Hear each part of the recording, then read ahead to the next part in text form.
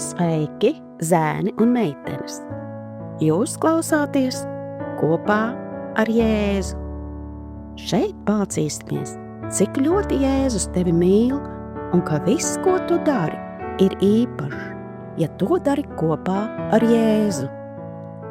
Tevi sagaida kāds jauns un aizraujošs Bībeles stāsts, ko tev sagatavojis pats Dievs. Vai esi gatavs? Šobrīd skan Atverot Bībeli pirmsskolas vecuma bērniem.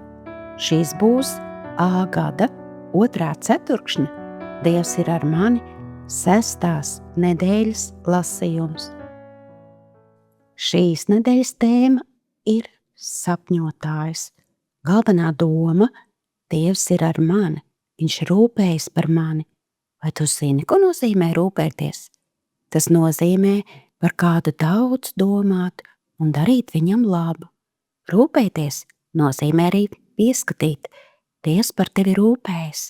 Viņš uzskata, ka tu esi ļoti svarīgs, un viņu interesē viss, ko tu saki, domā un dari. Viņš raugās uz tevi ar lielu mīlestību. Viņš aizsargā, mierina un palīdz katru dienu. Klausīsimies svētdienas stāstu par to, kā Dievs bija rūpējies par Jēkabu. Piepildītais apsolījums. Jēkabs pasmaidīja sēdēdams lielā, vecā koka paēnā savā jaunajā mājā Sihemā. Jēkabam patika skatīties, kā spēlējas viņa mazbērni. To smiekli un sarunas darīja viņu tik laimīgu. Daži sēdēja zālē un spēlējās spēles ar nūjām un akmeņiem. Citi sačukstējās, slēpjoties aiz teltīm un gaidot, kad brālēni viņus atradīs. Gadiem ejot, Jēkaba ģimene bija augusi. Dievs noteikti bija turējis savu solījumu dāvāt viņam lielu ģimeni. Ko vēl Dievs viņam bija apsolījis? Jau sen, tad, kad Jēkabs bija aizbēdzis no savām ģimenes mājām.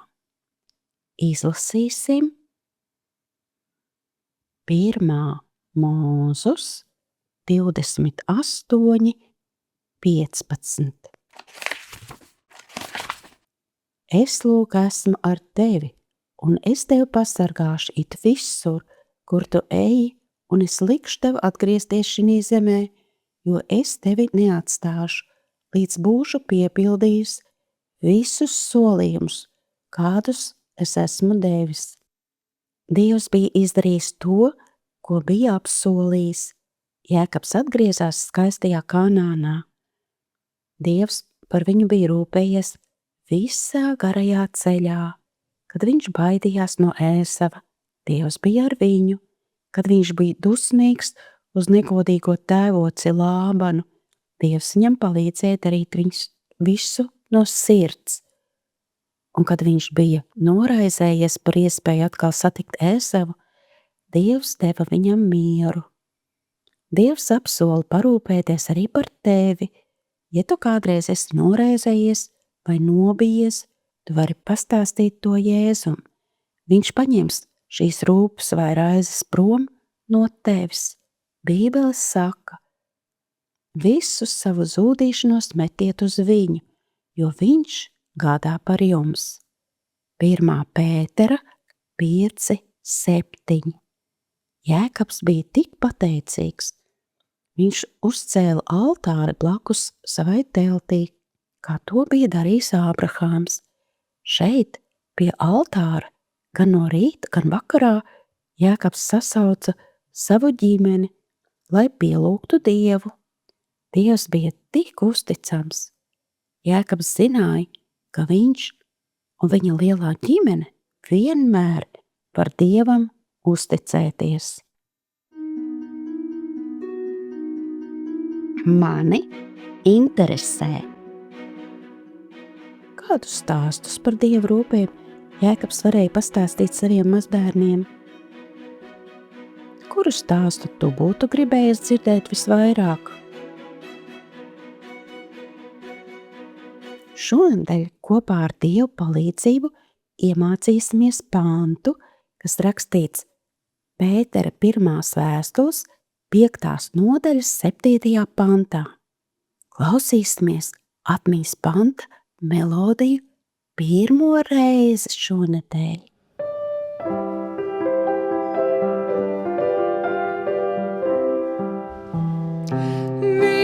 Visu savu zudīšanos metiet uz viņu, jo viņš gādā par jums, viņš gādā par jums. 1.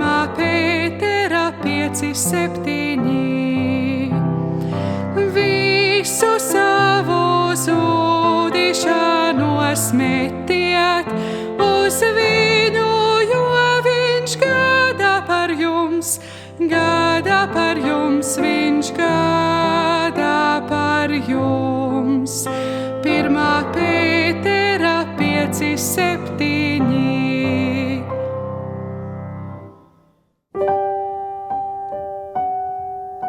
Laiks lūgšanai. Paldies Tev, Tēvs, ka Tu esi uzticams un pildi visus savus apsolījumus un rūpējies par mums. Paldies, ka mēs esam Tavi bērni, kurus Tu mīli un par kuriem rūpējies. Paldies par Tavu klātbūtni un gādību. Jēzus vārdā. Āmen.